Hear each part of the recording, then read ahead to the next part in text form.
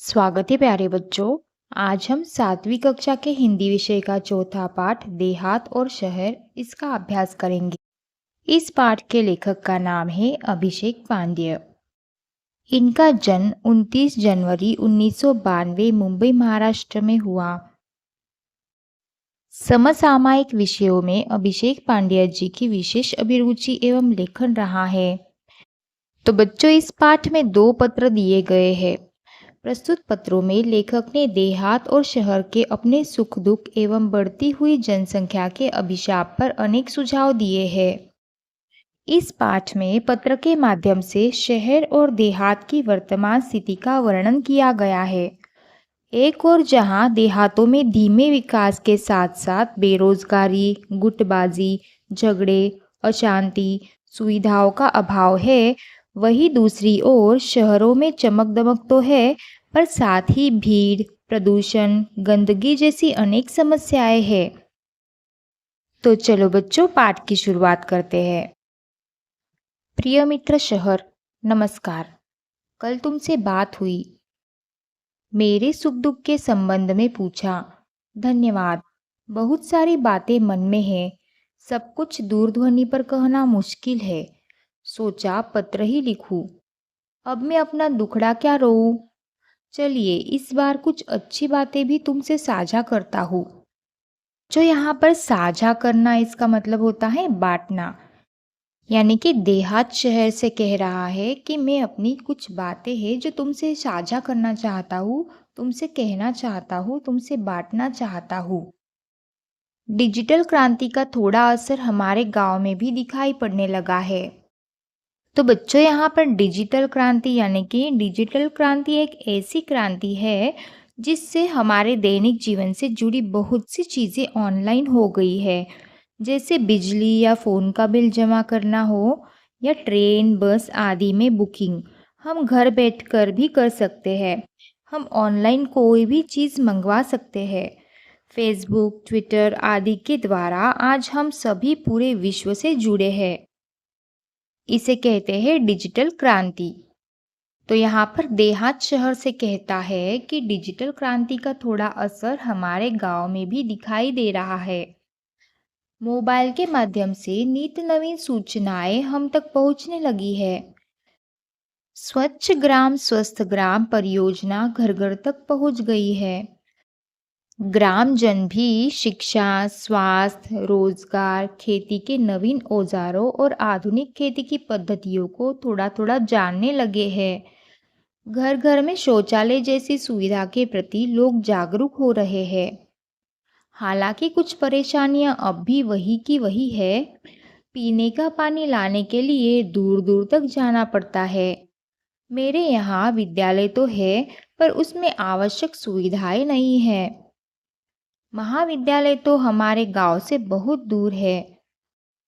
तुम्हारे बारे में सोचता हूँ तो लगता है कि तुम्हारे पास अत्याधुनिक और अच्छी सुविधाएं, विकसित तकनीक है। तुम्हारी दिन दूनी रात चौगुनी उन्नति हो रही है। तो बच्चों, यहाँ पर दिन दूनी रात चौगुनी उन्नति ये एक मुहावरा है। इसका अर्थ होता है तेज गति से विकास। तुम कितने सुखी हो। यातायात के आधुनिक साधन, पक्की चौड़ी सड़कें, बड़े बड़े शॉपिंग मॉल और 24 घंटे बिजली की सुविधा तुम्हारी शान में 4 चांद लगा देती है। कभी कभी मन बहुत उदास हो जाता है। एक जमाना था जब मेरे यहाँ बहुत खुशहाली थी। तो बच्चों, यहाँ पर खुशहाली का अर्थ होता है संपन्नता। चारों तरफ हरियाली थी, पर अब पहले जैसी रौनक नहीं रही।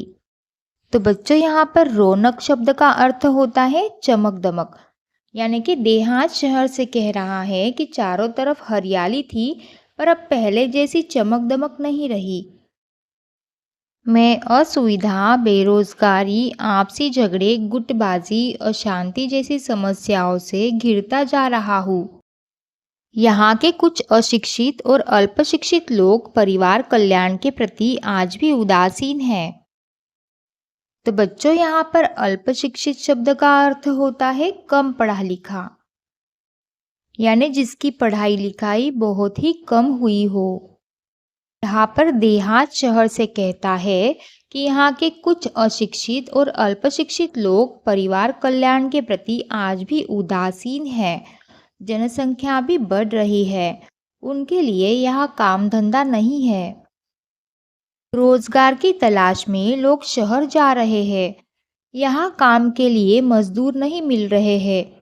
शहरी चमक दमक और आधुनिक सुविधाओं की ओर आकर्षित होकर लोग मुझे अकेला छोड़कर तुम्हारी ओर दौड़ रहे हैं। यहाँ स्वास्थ्य सुविधाएं भी नहीं है। बीमारियां हैं पर पर्याप्त मात्रा में सुसज्ज और अच्छे अस्पताल नहीं है। लोगों को ठीक समय पर दवा नहीं मिल पाती है। मेरा परिवार टूट सा रहा है। बताइए मैं क्या करूं? तुम्हारा मित्र देहात। तो बच्चों, यहाँ पर जो पहला पत्र है जो देहात ने शहर को लिखा है वह पूर्ण होता है। अब दूसरे पत्र की शुरुआत करते हैं जो कि शहर ने देहात को लिखा है। प्रिय मित्र देहात, नमस्कार। दिनांक 15 अगस्त 2017। आज स्वतंत्रता दिवस है। इस उपलक्ष्य में हार्दिक बधाई। पत्र मिला, तुम्हारी प्रगति के बारे में जानकर खुशी हुई। मित्र, परिवर्तन तो सृष्टि का नियम है। भला तुम्हारी स्थिति क्यों न बदलती? धीरे धीरे और भी विकास होगा। तो बच्चों, आगे यहाँ पर पद दिया है, धीरे धीरे रे मना धीरे सब कुछ होए, माली सींचे सो घड़ा ऋतु आए फल होए। तो बच्चों, इस पद का अर्थ है, हे मन धीरज रख, हर काम धीरे धीरे होता है। माली भले ही पौधों में कितना ही पानी डाले, वृक्ष पर फल तभी आते हैं जब उस फल का मौसम आता है। बच्चों, आगे शहर देहात से कहता है, माना कि कुछ परेशानियां हैं। वहाँ के परिवार तेजी से मेरे यहाँ आ रहे हैं, परंतु यहाँ आकर भी कहाँ सुख है। चिराग तले अंधेरा है। तो बच्चों, यहाँ पर जो कहावत है चिराग तले अंधेरा, इसका अर्थ होता है योग्य व्यक्ति के आसपास ही अयोग्यता। जिन बस्तियों में जिन हालातों में वे रहते हैं, तुम सुनोगे तो और बेचैन और व्यथित हो जाओगे। व्यथित शब्द का अर्थ होता है दुखी। मेरे यहाँ की दिन ब दिन बढ़ती भीड़ से मैं परेशान हो उठा हूँ। जिस चमक दमक की बात तुम कर रहे हो वह सबको कहाँ उपलब्ध है। तुम्हारे यहाँ से जो यहाँ आते हैं कई बार बाद में पछताते भी हैं। मैं चाहता हूँ कि तुम अपने लोगों को समय रहते अपना महत्व समझाओ। छोटा परिवार सुखी परिवार की बात अब उनकी समझ में आ जानी चाहिए। तुम उन्हें बुराइयों से दूर रखकर विभिन्न व्यावसायिक कौशलों, कंप्यूटर संबंधी जानकारी विकसित करने की तरफ ध्यान दो। खेल तो ग्रामीण जीवन की आत्मा है। दौड़ना, तैरना, पेड़ों पर चढ़ना उतरना तो वहाँ के बच्चों की रग रग में रचा बसा है। आज कितने विख्यात खिलाड़ी गांव से ही आगे बढ़े हैं। बच्चों, यहाँ पर विख्यात शब्द का अर्थ होता है बहुत प्रसिद्ध। उनको प्रोत्साहित करना तुम्हारी नैतिक जिम्मेदारी है। खेल संबंधी मार्गदर्शन देकर हमारा देश अंतर्राष्ट्रीय स्तर पर प्रगति कर सकता है। अपने गांव को एक परिवार समझकर उसे विकसित करने का प्रयत्न करना होगा। तुम्हारी और मेरी समस्या का मूल कारण दिनों दिन बढ़ती आबादी, अशिक्षा और गरीबी है। तो बच्चों, यहाँ पर आबादी यानी कि जनसंख्या। मेरे यहाँ लोग रोजगार की तलाश में आना कम कर दे। तुम गांव वालों को सहकारिता का महत्व समझाओ। सहकारिता पर आधारित छोटे छोटे व्यवसाय तुम अपने यहाँ शुरू करवाओ ताकि कृषि आधारित अनेक लघु उद्योग, फलोत्पादन, औषधीय वनस्पतियों की खेती, पशुपालन जैसे अनेक व्यवसाय शुरू किए जा सकते हैं। अरे देहात भाई, कितने भाग्यशाली हो कि तुम प्रदूषण मुक्त वातावरण में रहते हो। खुला खुला परिसर, न धुआं, न वाहनों की चिल्लपों, हरे भरे पेड़, ये सब चीज़ें तुम्हारे पास है। तो बच्चों यहाँ पर परिसर यानी कि आसपास की जो भूमि होती है ना, उसे परिसर कहते हैं। और चिल्लपो यानी कि शोर, जो गाड़ियों का, वाहनों का शोर जो शहर में होता है ना, वह देहात में नहीं होता है। तो यहाँ पर शहर देहात से कहता है कि तुम बड़े ही भाग्यशाली हो कि तुम प्रदूषण मुक्त वातावरण में रहते हो। तुम्हारे यहाँ खुला खुला परिसर है यानी कि खुली खुली भूमि है, जहाँ पर हर जगह हरे भरे पेड़ लगे हुए हैं। और तुम वाहनों के शोर से भी मुक्त हो। रात में तारों भरा आसमान तो सवेरे उगते सूरज के दर्शन कितनी सहजता सरलता से हो जाते हैं। तो बच्चों यहाँ पर सहजता का अर्थ है सादगी। हम तो इमारतों के जंगल में बदल गए हैं।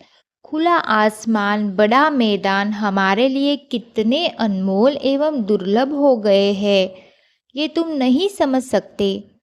तो बच्चों यहाँ पर दुर्लभ शब्द का अर्थ होता है जो बहुत ही कठिनाई से मिले। तुम्हारे तहसील और क्षेत्र के लोगों को चाहिए कि वे अपने क्षेत्र का सर्वांगीण विकास करने के लिए अपने जनप्रतिनिधियों का सहयोग ले।